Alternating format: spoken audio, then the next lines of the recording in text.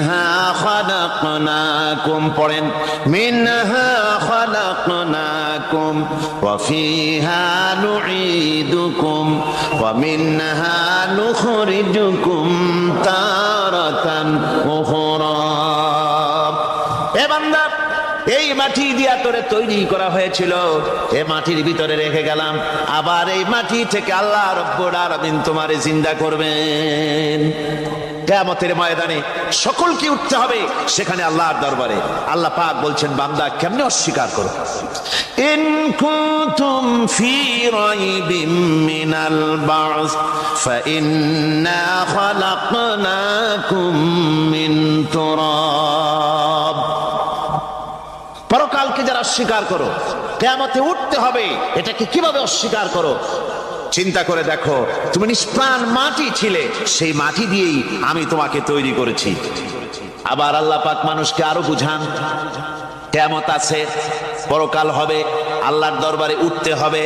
আলাম ইয়াকুন নুতফাতাম মিন মানিয়্যিন ইউমনা, তুমি কি মাতৃগর্ভে নিক্ষিপ্ত এক ফোঁটা পানি ছিলে না?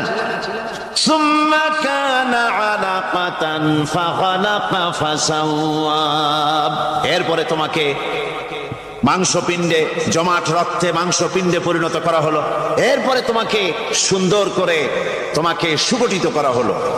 ফাজআলা মিনহু যাওজাইনি যাকারা ওয়াল উনসা, এরপরে মাতৃগর্ভের ভিতরে আমি এটাকে পুরুষ বানালাম, কন্যা সন্তান অথবা পুত্র সন্তানে পরিণত করলাম। এইটা যে পেরেছে, যিনি পেরেছেন, আলাইসা যালিকা বিকাদিরিন আলা আইয়ুহিয়াল মাউতা, সে আল্লাহর পক্ষে কি সম্ভব নয় যে তোমার মৃত্যুর উপরে তিনি আবার জিন্দা করতে পারবেন? কি বলেন সম্ভব না? তিনি পারবেন না? নিশ্চয়ই তিনি আবার কিয়ামতের মাঠে আমাদেরকে হাজির করতে পারবেন, এতে কোনো সন্দেহ নাই। আল্লাহ পাক সেই জন্য এখানে বলতেছেন যে ওরা বাল কাযযাবু বিসসাম, ওরা আসলেই পরে কালকে অস্বীকার করেছে। আপনি যে নবী, এতে কোনো সন্দেহ নাই। আপনি খানা খান, আপনি বাজারে যান, এটাই মূল আপত্তির বিষয় না। মূল কথা হলো তারা পরকালকে অস্বীকার করেছে।